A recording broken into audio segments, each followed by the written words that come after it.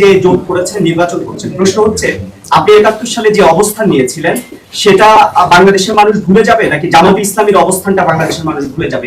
৭১ যারা জামাত ইসলামী ছিল বর্তমানে তারা জামাত ইসলামে নাই। আছে স্যার, অনেকে আছে স্যার।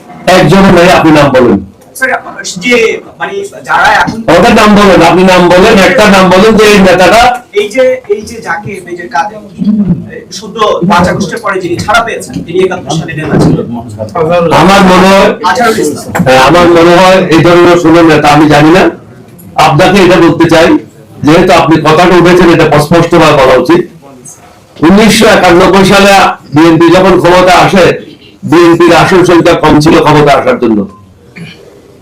যে আসন পেয়েছিল এই আসন নিয়ে সরকার গঠন করতে পারত না। জামাত ইসলামের সাহায্য নিয়ে তখন সরকার গঠন হয়েছিল। তখন তো জামাত ইসলামের গায়ে বন্ধ ছিল না। আপনি কথা শুনে নেন, সব উত্তর দিয়ে দেবো। তখন তো জামাত ইসলামের গায়ে কোনো গন্ধ ছিল না। এরশাদ বিরোধী আন্দোলনে ৩টা জোট ছিল।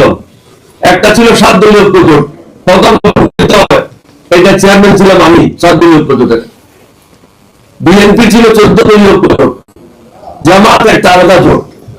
এই ৩টা জোটের মধ্যে মিটিং হতো। ৩টা জোটে একসাথে মিলে এরশাদের বিরুদ্ধে আমরা আন্দোলন করেছি। তখন তো জামাতের দায়িত্বে কোনো গন্ধ নেই। তারপরে ১৯৮৬ সালে আওয়ামী লীগ এবং জামাত মিলে এরশাদের সময় নির্বাচনে অংশগ্রহণ করে তারা সংসদে গিয়েছিল। তখনও জামাতের গায়ে গন্ধ ছিল না। ৯১ সালে বিএনপি যখন সরকার গঠন করলো তারা তখন পাক পবিত্র হয়ে গেল। ৯৬ সালে জামাত এবং আওয়ামী লীগ মিলে বিএনপির বিরুদ্ধে সংগ্রাম করলো অন্তর্বর্তীকালীন সরকার করার জন্য বা কেয়ারটেকার সরকার করার জন্য। তখন তো ওদের গায়ের থেকে একদম খাস সুগন্ধি হয়েছিল। তখন তো কোনো অসুবিধা ছিল না। তারপরে বলেন কিশোরকে কথা বলতো না, আমি যখন অবস্থায় বলতে যাই যে আমি কথা ভুলে যাব, যখন যাব তখন কথা ভুলে গেলে আর সভাপতি হিসাবে কাজ করবো না।